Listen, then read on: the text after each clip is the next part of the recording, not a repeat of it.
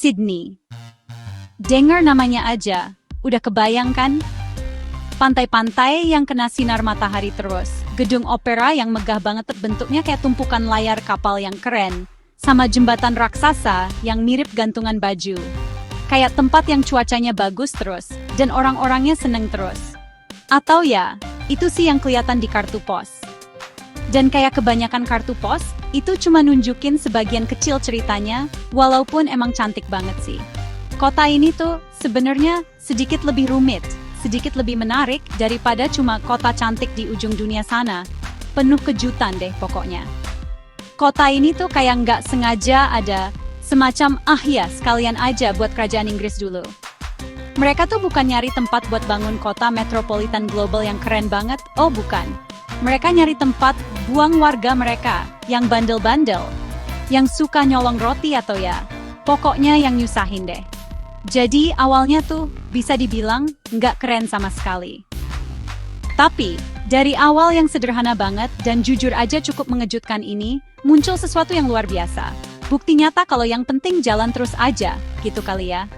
Coba bayangin deh, tempat pembuangan narapidana berubah jadi salah satu kota paling idaman di dunia. Ini kayak cerita di novel yang nggak masuk akal banget. Tapi ya gitu deh. Kotanya gede banget, ngelilingin salah satu pelabuhan alami paling indah yang pernah kamu lihat.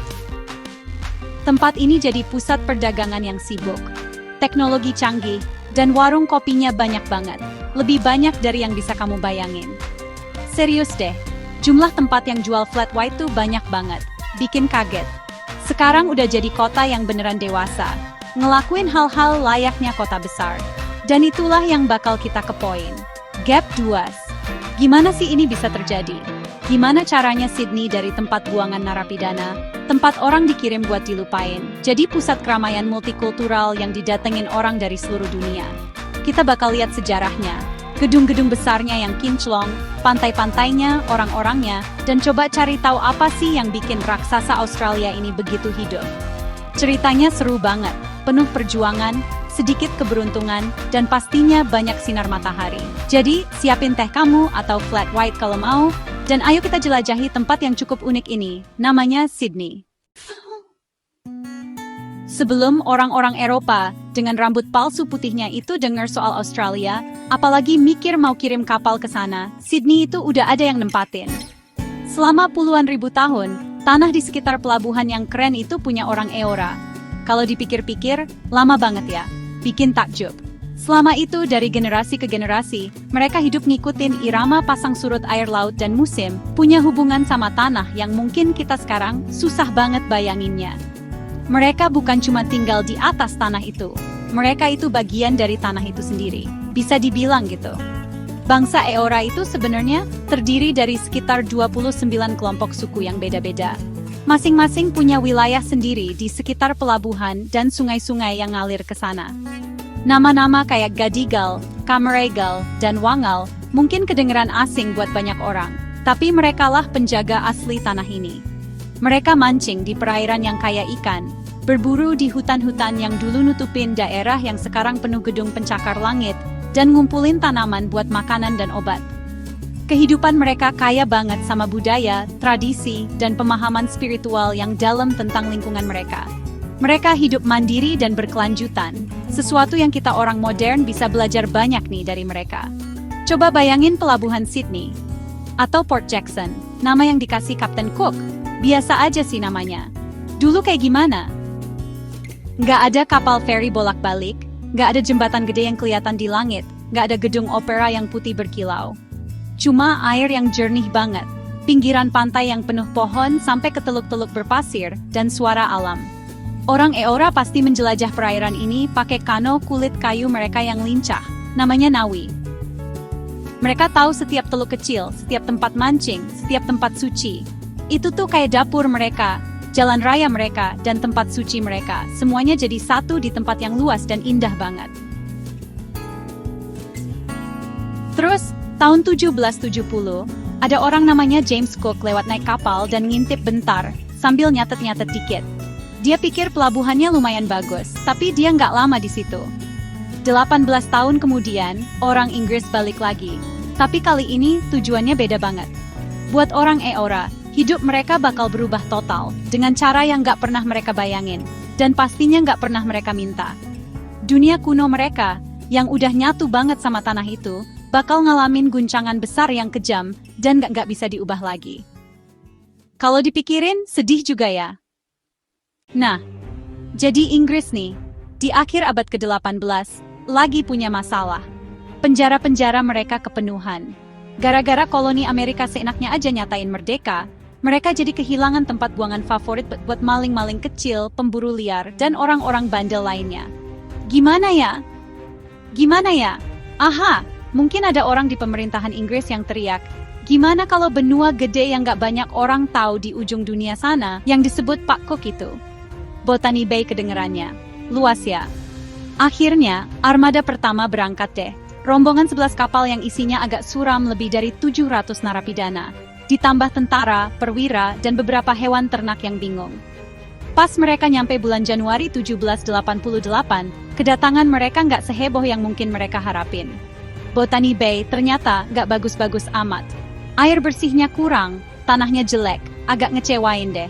Kapten Arthur Phillip, yang jadi pimpinannya, langsung cari-cari tempat lain, dan nemu yang lebih bagus dikit di pesisir teluk yang dalam, dan terlindung di dalam pelabuhan keren yang dilihat Cook dulu. Dia namain tempat itu Sydney Cove. Ngikutin nama Lord Sydney, Menteri Dalam Negeri Inggris. Keren sih, tapi Lord Sydney-nya sendiri mungkin nggak pernah mikirin lagi soal ini. Kasian deh. Break time 0.05. Jadi, tanggal 26 Januari, bendera Inggris ditancapin, dan koloni narapidana New South Wales resmi dimulai. Kehidupan di Sydney zaman dulu itu, kasarnya sih, parah banget. Bayangin aja dibuang ke ujung dunia, ke tempat yang asing banget. Tanamannya aneh, binatangnya aneh, kangguru pasti bikin kaget tuh.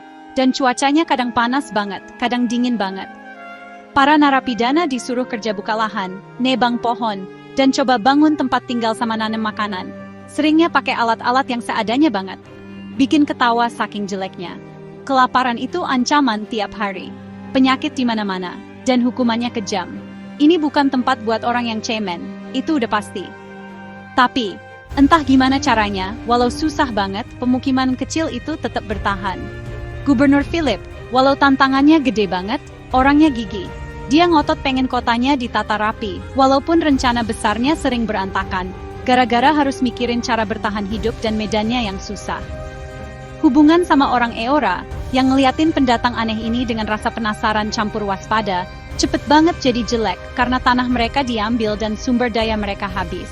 Awalnya emang kejam, berantakan, dan seringkali tragis, buat kota yang nantinya luar biasa banget, jadi kota kelas dunia. Perubahannya gokil banget ya. Selama beberapa puluh tahun, Sydney itu utamanya masih jadi penjara.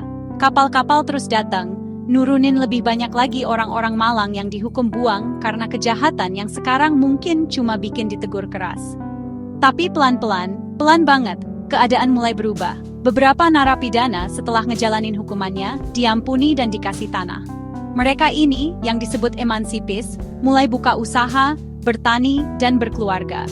Pendatang bebas, yang tertarik sama harapan hidup baru, dan mungkin tenaga kerja narapidana yang murah, juga mulai datang dikit-dikit, walau nggak langsung banyak banget di awal-awal. Tempatnya emang keras dan susah, tapi bibit-bibit masyarakat yang benar mulai ditanam. Penemuan emas di New South Wales dan Victoria di dekat situ, tahun 1850-an, benar-benar ngubah segalanya. Tiba-tiba, Australia bukan cuma koloni buangan yang jauh, tapi jadi tanah penuh peluang. Tempat di mana kamu bisa secara harfiah gali harta karun dari tanah. Orang-orang pada datang ke ladang emas, dan banyak dari mereka lewat Sydney, atau mutusin buat tinggal di sana. Kotanya langsung rame banget. Duit ngalir masuk, gedung-gedung gaya Victoria yang megah mulai dibangun, dan Sydney mulai ngilangin citranya sebagai kota narapidana. Masih agak kasar sih di beberapa sisi, tapi jelas lagi naik daun. Dengan kekayaan baru dan pertumbuhan penduduk ini, muncul rasa bangga sebagai warga kota, dan ambisi yang lebih besar. Jalanan diperbaiki, akhirnya sih. Lembaga-lembaga publik dibangun, sekolah, rumah sakit, museum, dan kotanya mulai meluas dari pusat awalnya di sekitar Sydney Cove. Pelabuhannya, yang selalu jadi aset terbesarnya, jadi pusat perdagangan, dengan wool, gandum, dan pastinya emas, dikirim ke seluruh dunia. Sydney berubah dari tempat hukuman jadi pelabuhan kolonial yang sibuk pos penting kerajaan Inggris di belahan bumi selatan. Naik kelas banget ya. Menjelang abad ke-20, dan terutama setelah Australia jadi federasi tahun 1901, Sydney udah di jalur yang bener buat jadi kota besar kayak yang kita kenal sekarang. Bukan cuma kumpulan gedung dan orang lagi, tapi udah punya karakter sendiri, kepribadiannya sendiri yang unik. Masih jauh sih dari kota metropolitan yang canggih dan kosmopolitan kayak sekarang, tapi dasarnya udah kuat banget. Noda narapidananya mulai pudar, diganti sama gemerlap perdagangan dan janji masa depan yang cerah. Ini nunjukin kalau pelabuhan yang bagus itu emang nggak bisa diremehin.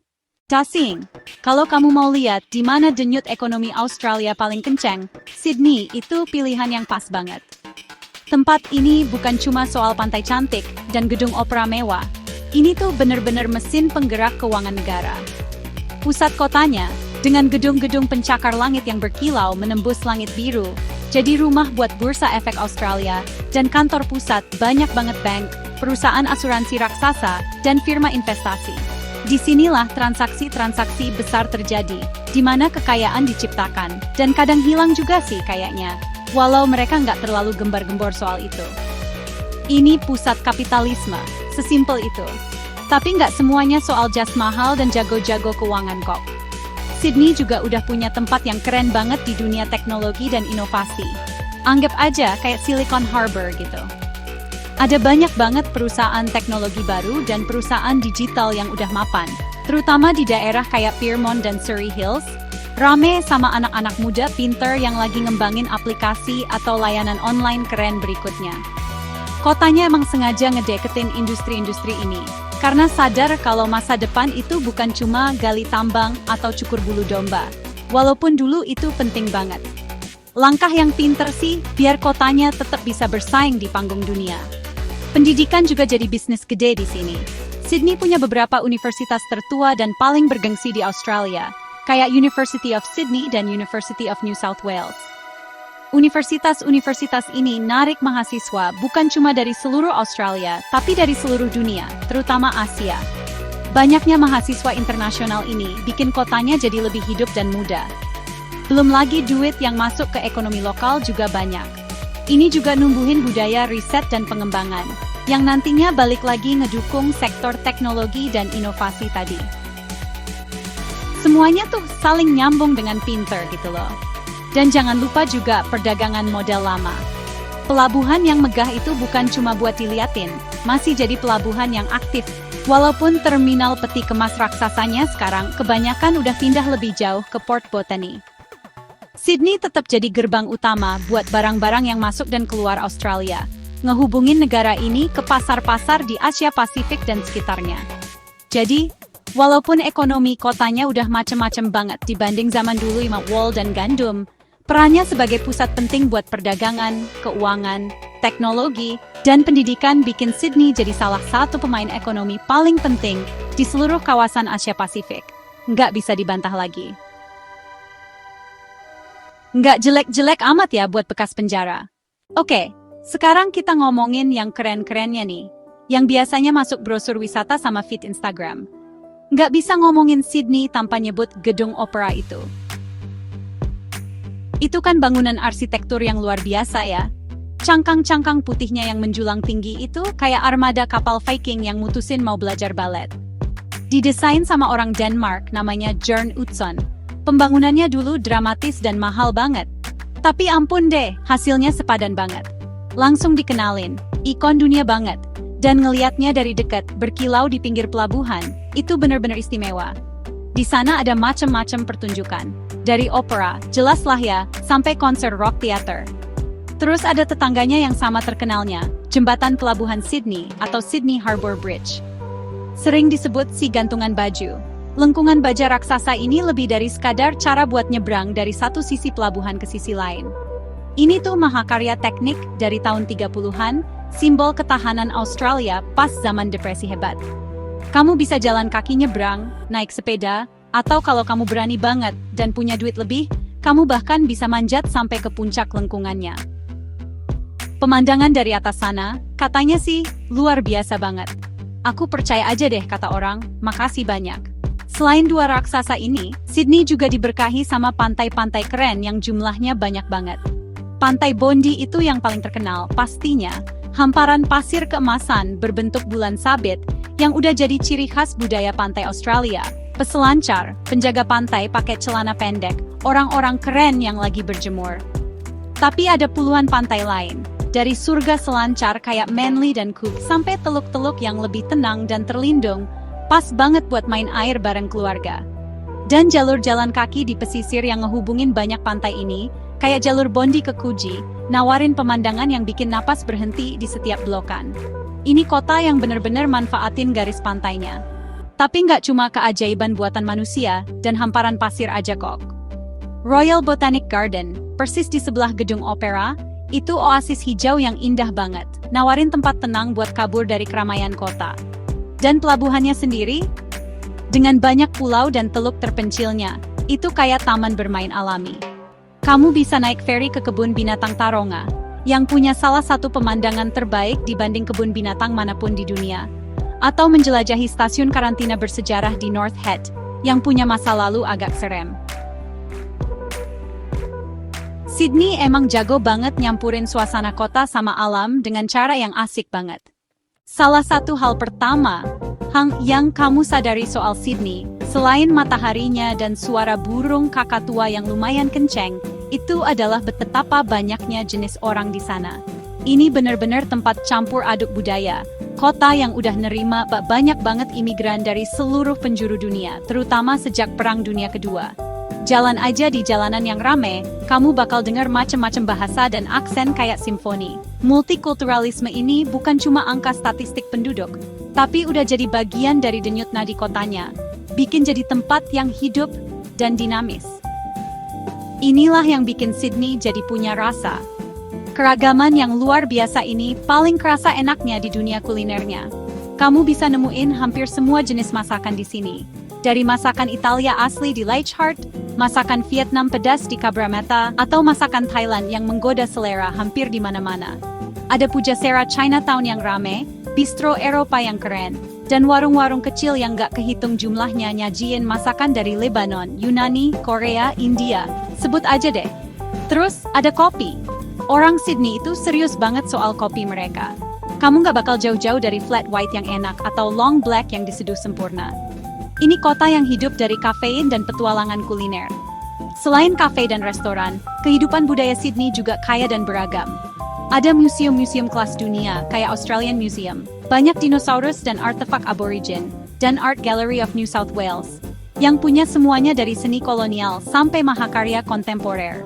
Kotanya ngadain banyak banget festival keren sepanjang tahun, ngerayain macam-macam hal dari film dan sastra sampai cahaya. Festival Vivid Sydney itu pemandangan yang spektakuler banget. Dan pastinya, warisan budayanya yang beragam. Selalu ada aja yang terjadi. Pameran baru buat dilihat, pertunjukan buat ditonton, festival di lingkungan sekitar buat dijelajahi. Dan ini bukan cuma soal acara-acara gede yang terorganisir. Budaya Sydney juga ada di kehidupan sehari-harinya.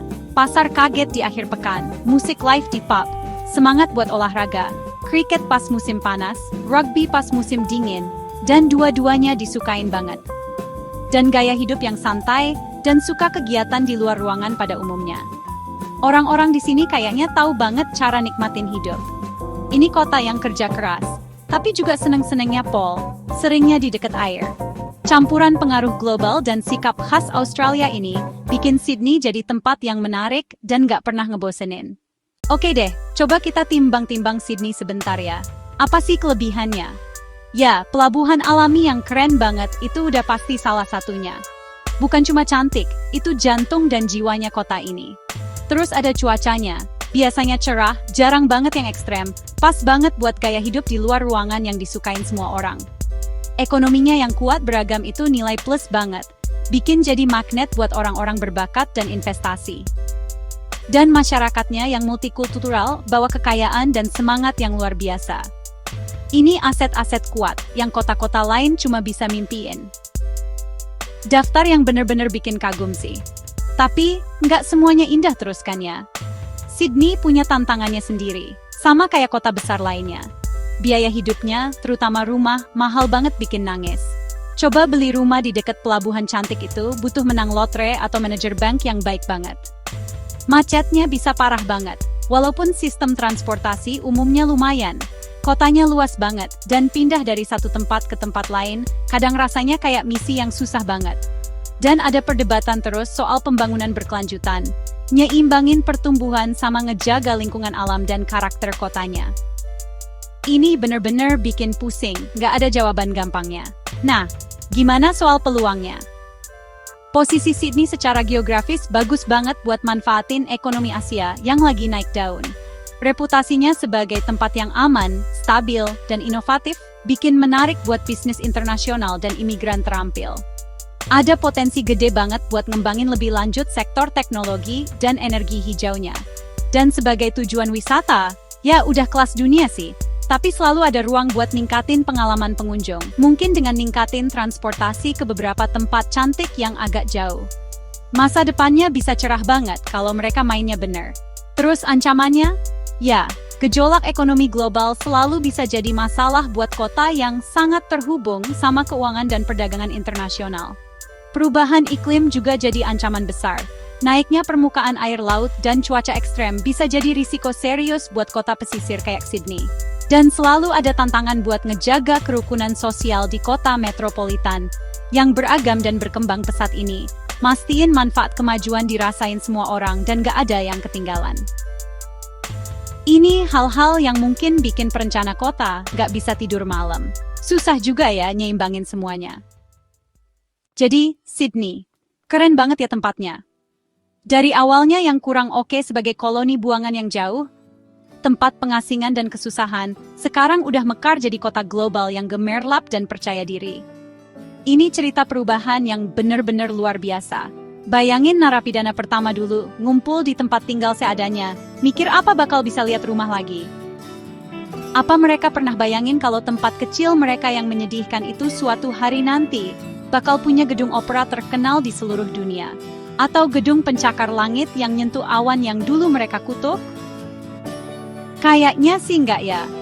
Karakter unik kotanya datang dari campuran menarik antara masa lalu dan masa kininya. Kamu masih bisa nemuin sisa-sisa sejarah kolonialnya di gang-gang berbatu di The Rocks, bagian tertua kota, atau di arsitektur Victoria megah yang ada di pusat kota. Tapi sejarah ini nggak nentuin kotanya lagi sekarang. Itu jadi batu loncatan, bukan jangkar.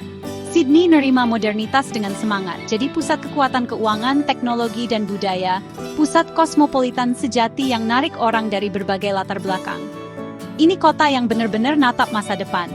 Yang bener-bener bikin Sydney beda menurutku, itu gabungan antara kecanggihan kota dan keindahan alam yang kayaknya gampang banget nyatunya. 1 menit kamu bisa ada di distrik bisnis yang rame, dikelilingin suara kesibukan perdagangan, dan menit berikutnya, kamu bisa tiduran di pantai yang kena sinar matahari, dengerin suara ombak, atau naik kapal di pelabuhan yang megah itu, kagum lihat pemandangan kota dari air. Akses gampang ke keindahan alam yang luar biasa ini, persis di depan pintu kota internasional besar. Itu hal yang langka dan berharga banget. Inilah yang ngasih Sydney keajaibannya, daya tariknya yang nggak bisa disangkal. Pada akhirnya, Sydney itu kota yang penuh kontras dan kerumitan, tapi juga punya energi dan optimisme yang gede banget. Udah ngadepin banyak tantangan dan pasti bakal ada lagi. Tapi kota ini punya kebiasaan buat nemuin dirinya lagi, beradaptasi, dan berkembang. Ini bukti ketangguhan manusia. Kemampuan buat bangun sesuatu yang luar biasa dari awal yang paling gak menjanjikan sekalipun. Ini kota yang bener-bener udah pantas dapet tempatnya di panggung dunia.